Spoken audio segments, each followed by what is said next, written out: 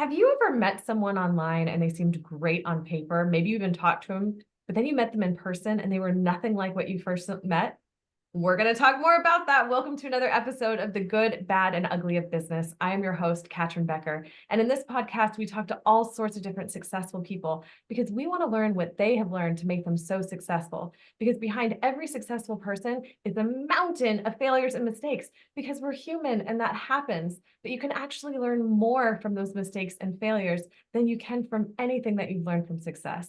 And while a smart person learns from their own mistakes, a genius learns from the mistakes of others. And the listeners of this podcast are all geniuses who want to learn these things so that they can either avoid them completely or they can fail faster through them.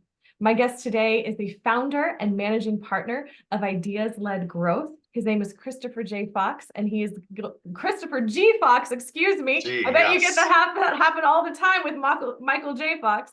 But he's here today to help us understand how to communicate our message in a way that is clear and succinct so that how you look on paper is how you look in person. So Christopher G. Fox, welcome to the show. Yeah, Catryn, I'm so happy to be here. Thank you for having me.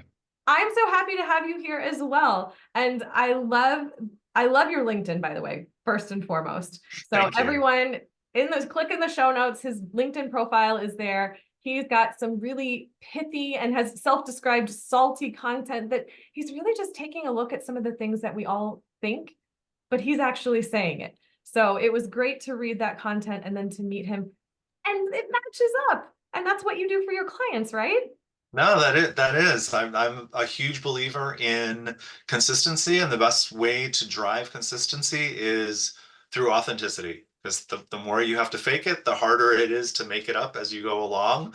What if you just go out there and be who you are, say what you think, and do it in a way that's clear and compelling and connects with other people? And hey, that works pretty well.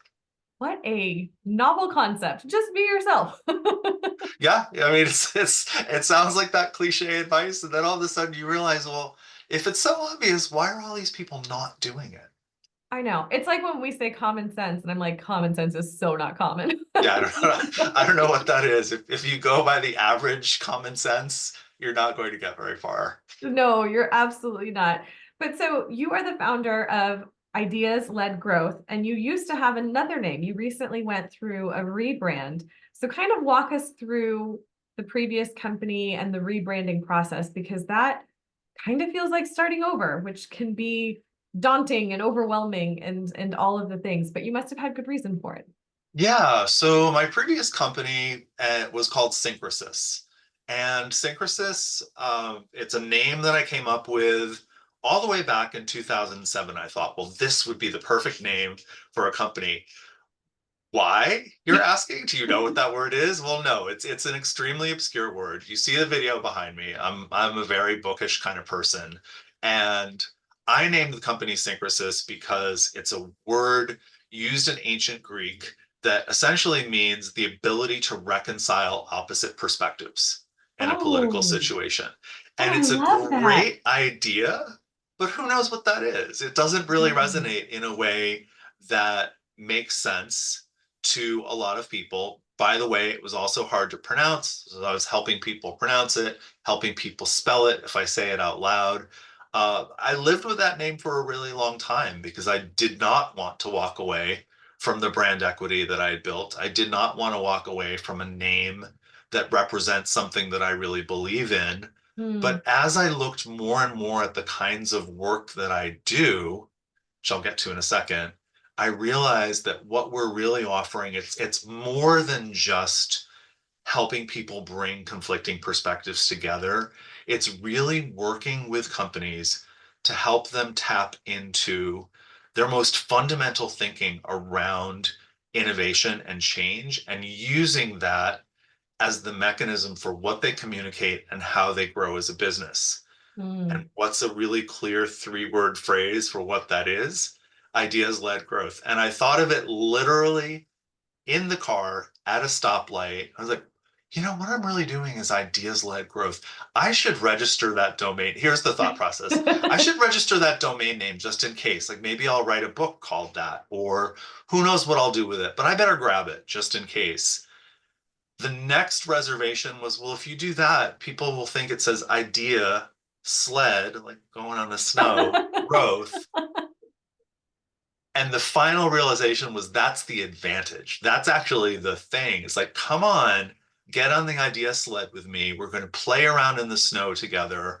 We'll skate across these icy wastelands and we'll find ways to carry forward your growth in a way that's fast and fun and maybe sometimes a little dangerous. You might like bruise yourself, cut your Yeah. face, but it's still an exciting and fun process. And the name was such a better statement for what I'm really doing with clients in this whole process of helping them do all the kinds of things that you'll hear about, like going back to LinkedIn. People love to talk about thought leadership on LinkedIn. And Yeah. what I do kind of falls into that category of thought leadership. The problem is that most of the rhetoric around thought leadership, there's no thinking, there's no leading. So Mm. what is it? Like it's just jibber jabber, Yeah. essentially. It's Um, just parroting information back. where I really wanted to go to this point of no, I work with companies of all sorts of sizes. So some of my clients are extremely large companies. My industry of focus is financial services. So, I'm working with global banks, global investment managers that talk about trillions of dollars, just casual conversation, trillions this, trillions that.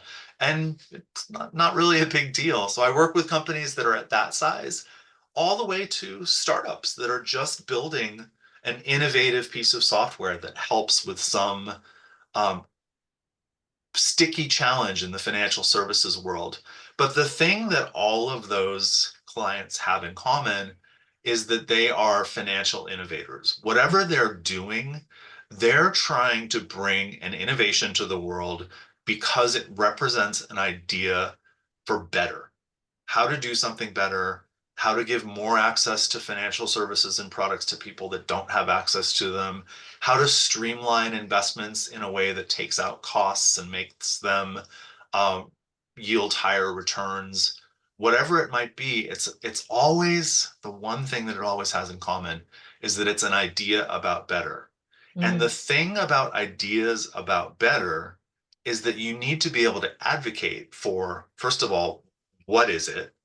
Second of all, why is it better? And third of all, how are you proposing to get people there? Yeah.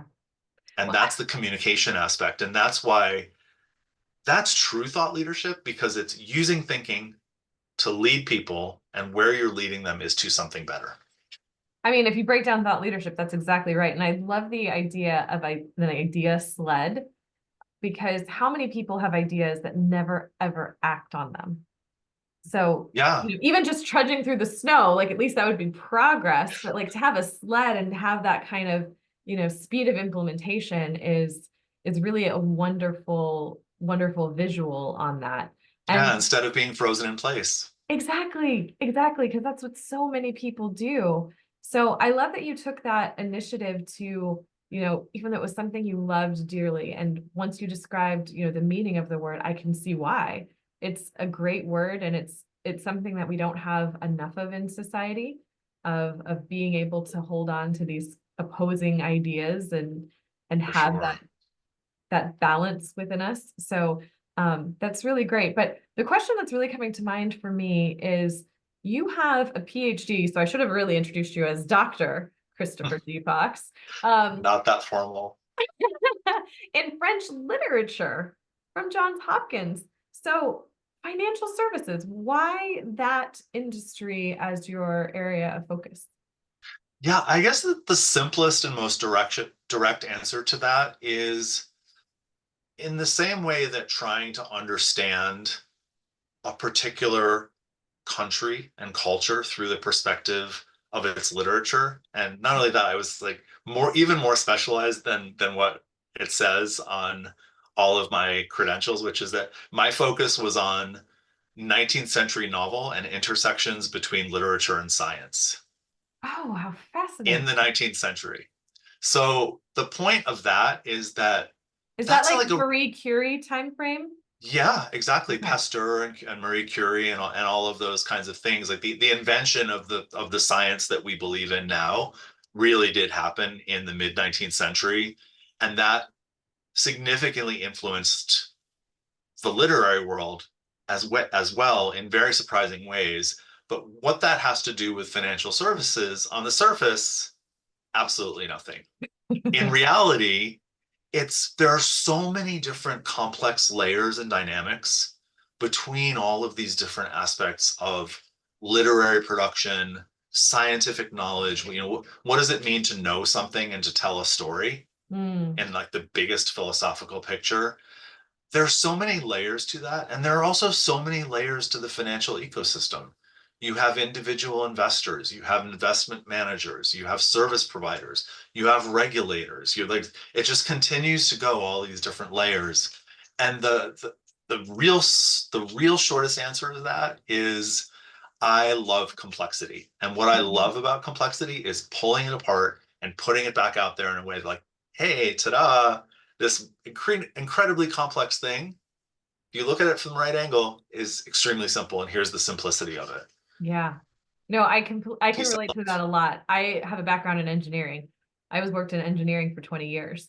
So, and when I transitioned into, hosting this podcast and what I do now with my clients, and they're like, I don't understand the connective tissue, but it's very similar in understanding, like, I call it being a solution creator. I want to come back and, break away the complexity and all of the things that are fluff and not important and break it down to its simplest point. So I can relate to that 100%.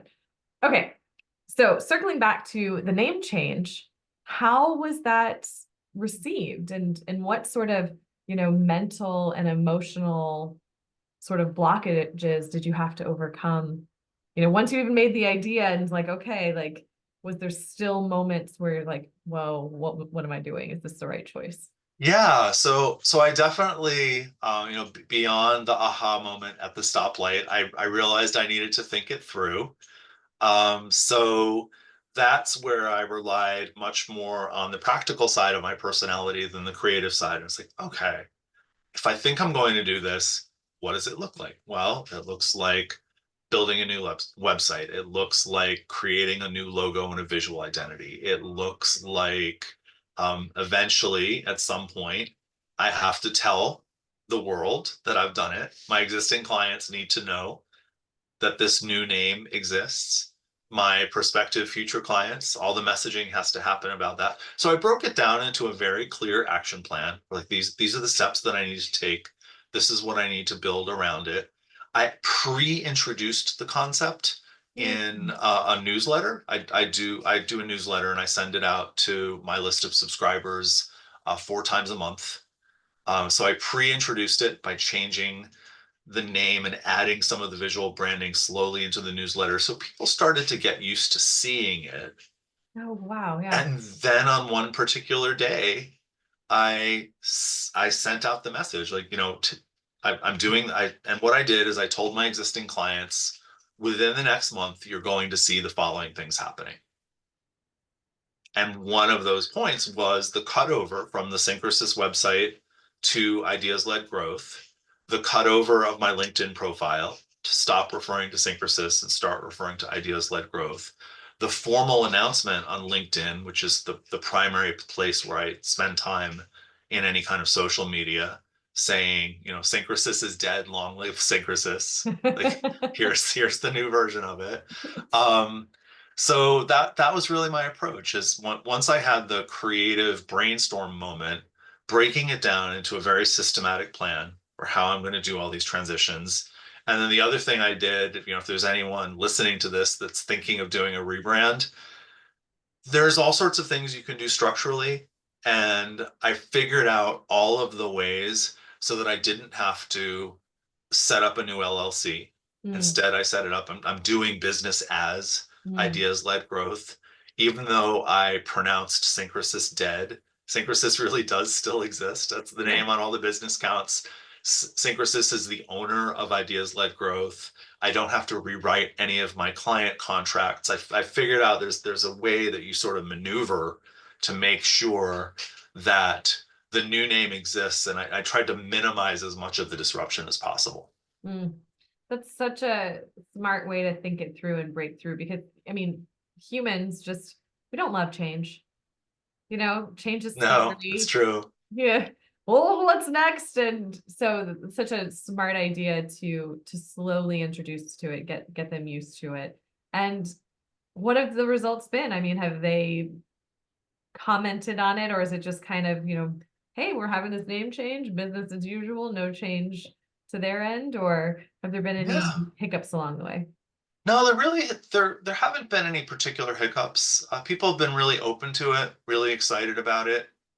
It actually had an unexpected benefit of when I communicated it out to my email list of current and recent contacts. Some recent contacts, which included business development efforts that had, just kind of gone quiet. People that seemed interested and sort of went away, came back to the surface. I actually Mm. won a new client relationship just because the communication of the name change was enough to remind them, like, hey, we actually had some very good conversations about a year ago. Let's start talking again because we feel ready. Oh, what an unexpected but So yeah, wonderful. that was an unexpected benefit.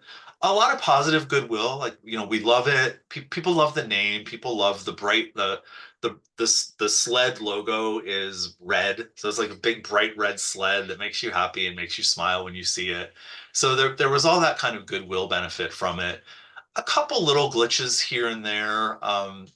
I set it up so that I could do the email address transition. And you can still email me at either address and they all go to the same place. But there were a couple of like really, really low level hiccups, like emails coming from my new address were hitting some spam filters. It was like, Mm, well, wait a minute, this person normally emails you from this address, and now it's that address, and their corporate spam filters caught me at first. So this may be 48 hours of a little just reminding people like, hey, I did send you that email from this other address, and go check and make sure you whitelist me.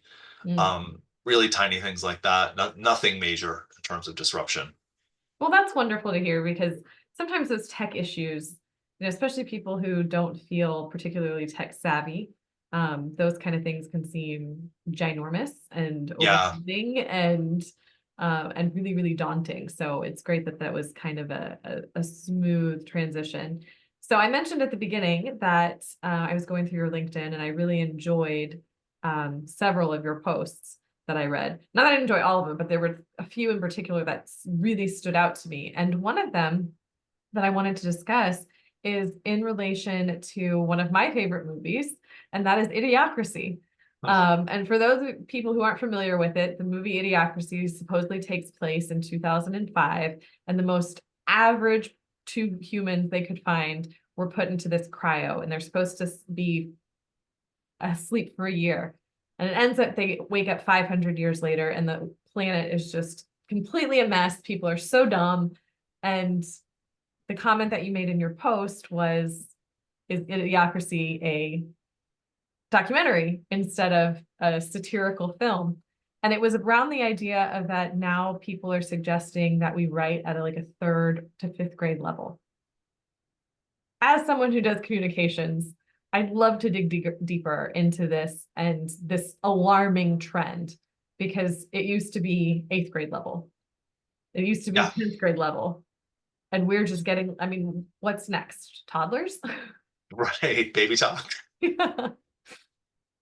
Yeah, so I mean, it's an interesting question. There are lots of different aspects to the question that are worth exploring. So the first piece of it is that if you spend a lot of time on LinkedIn and you have any interest in the broader world of content, which is, by the way, a word that drives me insane, but I'm going to call it that for now, the content creators world. It's like this arms race of people escalating more and more outrageous claims about how writing should be. And they come up with these pronouncements about, writing for simplicity, writing for clarity. Like, yeah, no kidding. What else? I'm gonna write something that's unclear on purpose. Like, what are you actually talking about? That doesn't make sense. But that kind of escalation of well, we just really want to focus on simplicity instead of subject matter expertise. And I get the idea. I understand the underlying philosophy and what it's intended to say. But when it's people that are competing for attention and saying, well, no, I'm going to say it's an eighth grade reading level. No, then I'm going to say sixth grade. Then I'll say fifth grade. Like, there's a little bit of a game Mm, into like, well, how shocking can I be? And sure. there's that aspect of it. The problem is that people listen to that stuff. People actually hear someone that they perceive as an expert in content marketing say something like that, and they go off and they try to do it. And so there's that aspect of it, but the other aspect of it is, it's the world of financial innovation that I work in. When you are a service provider writing for an audience of people that are making major directional changes, executive decisions on the basis of or influenced by writing that you're creating, you have a responsibility for taking on those issues in a serious and sophisticated way. It's fine to say that you should be able to explain something extremely complicated about like the global bonds market or hedge funds or very obscure corners of the financial system. It's fine to say that you should be able to explain that to a fifth grader. However, that fifth grader is not the person who is in a decision-making capacity doing things that actually affect how that particular piece of the financial world works. Mm, And so the generic content creator advice doesn't really line up to the reality of what a person who's reading this writing and making decisions on the basis of it actually needs. And mm, that's one of the things that I find so frustrating about the whole dumbing down mentality is that yes, it makes sense that you want things to be quick and easy to consume and clear and all of these very subjective attributes. But what does it really mean for your actual audience? If your audience is a very sophisticated and experienced decision maker on a particular topic, why would you be talking to them in terms of fifth grade or eighth grade or whatever grade level reading yeah. that you want to pretend is now the gold standard. Well, and what's tricky about that too is in the majority of cases, to make something simple is actually very challenging. It's not an easy thing. One of the mentors that I work with, he's a global credibility expert, and he had interviewed over 1,000 thought leaders in their field. And he would ask them, well, what is it that you do? And most people would take like 10 minutes to kind of try to explain all that what they do. And no one could do it very concisely. They couldn't do it in 10 words or less. Right. So it is something that, and now we're adding in AI and chat GPT. And so people who had not great writing skills to begin with now can just type in a chat GPT and have this, wonderfully written, I'm using air quotes for the audio listeners, wonderfully written article or post or whatever it is. But have we lost our authenticity to kind of circle back to how we started this? So as a writer, what are your thoughts on chat GPT and how is that affecting your industry? How is that affecting, the consumers and the decision makers? Yeah, there's so many different layers to that question, and it's a moving target.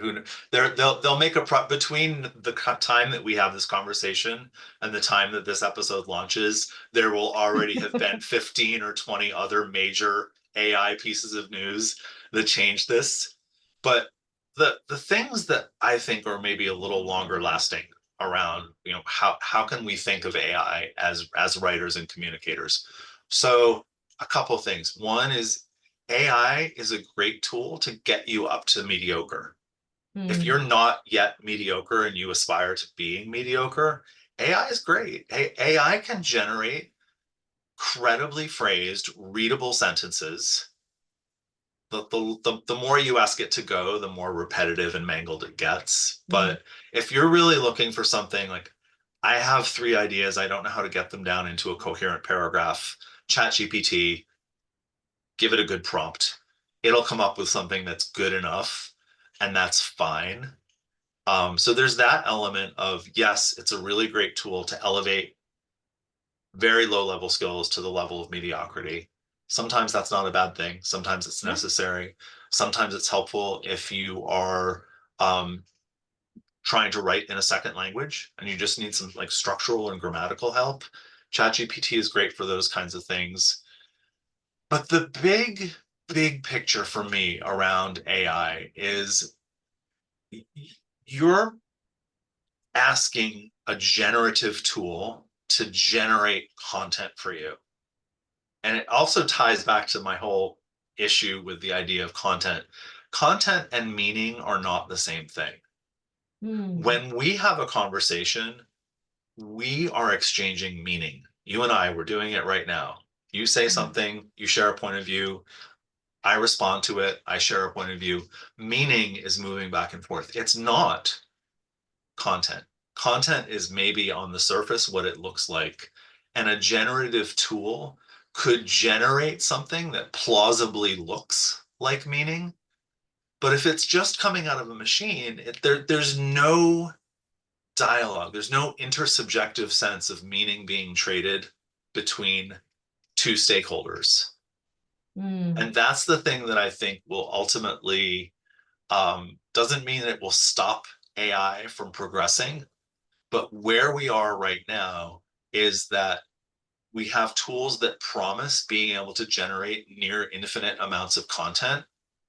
There are no people in the world that want to sit and consume near infinite amounts of content. People are looking, and this is just something I believe in, most people are looking for meaning, and they're looking for meaning that comes from someone. I if I want to read a bunch of things that have been generated by I don't need you to sit there and prompt the AI and generate the content for me. Why wouldn't I just generate it myself? Right. And so my thinking about AI is that as long as you're interested in scenarios where two people are communicating, from one person who has meaning and intention and purpose to another, the AI can be a supportive and helpful tool that helps just generate words or fix words around that, but it can't be a replacement for that in at least anywhere near the current generation of tools that we have. I love that in terms of meaning. I have a similar point of view. I usually talk about it in terms of energy, but I think we mean the same thing, talking about meaning. So I did an experiment on LinkedIn last year where I did some pieces of content that were just chat GPT. Like it didn't have any soul, right? It didn't have any Catryn energy really put into it other than me putting it on there. Versus things where I was speaking from the heart, things that I felt very passionate about and just writing it in my own words, even though I knew it wasn't perfect. The ones that were written from my heart, people responded to. That got the Yeah. most engagement than the stuff that just sounded nice but was just window dressing.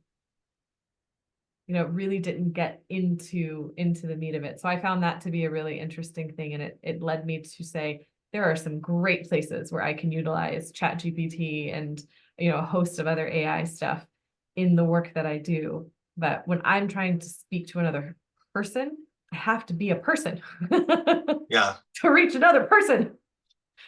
AI can't do that quite the same way. No, definitely not. One of my favorite kind of sideways use cases for ChatGPT is that when I'm working with a client that is trying to develop a unique point of view on a particular topic or a particular question, lately I've started using ChatGPT. It's like, well, what answer can you get out of ChatGPT? Because the answer that you get is the mediocre conventional wisdom.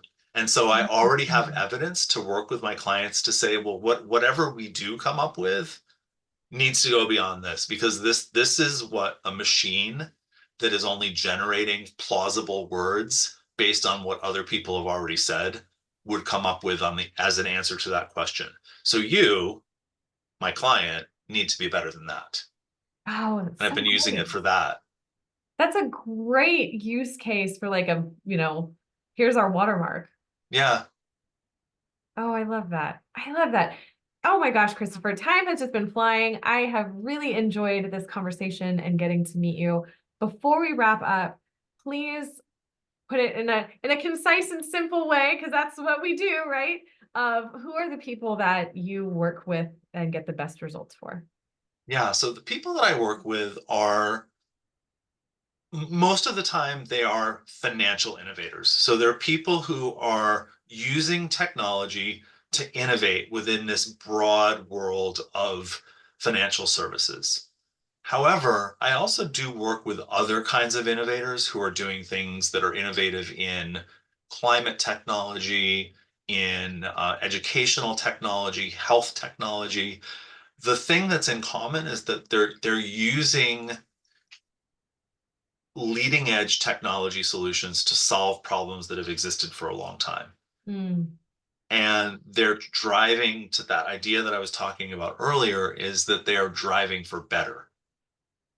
And so anyone who has an idea for something better in the world also needs to become an advocate for what that betterness actually looks like and how you get there.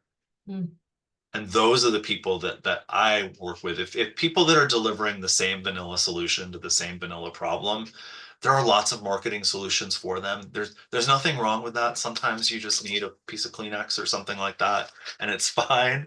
Other times you're looking for big, sophisticated challenges and solutions to those challenges, with an innovative point of view. We need to fix something that's never been fixed before in a way that's never been done before.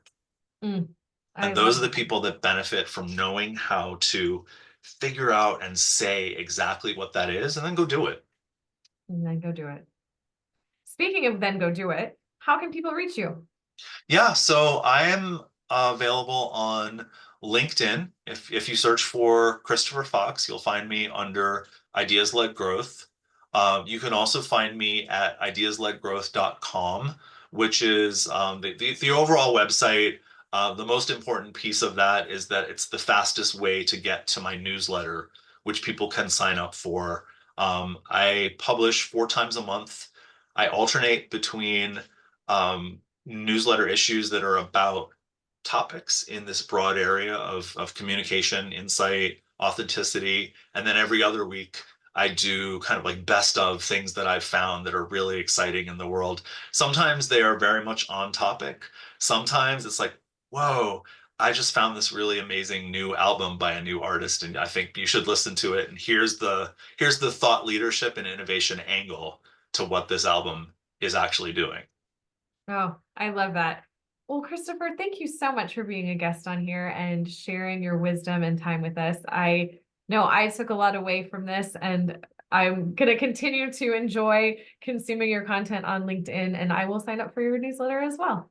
Yeah, thank you. I had an amazing time. I really appreciate being on here and the chance to speak with you and share some of these thoughts.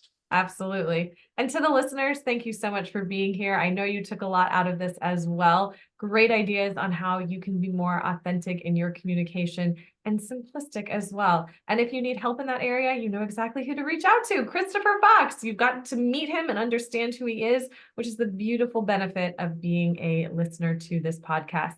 Please make sure to like this episode, rate the podcast if you've not done so yet, and share it with someone else who you think might benefit this, because I know you've got innovators in your network. So make sure that they get a hold of this interview so that they can learn for themselves.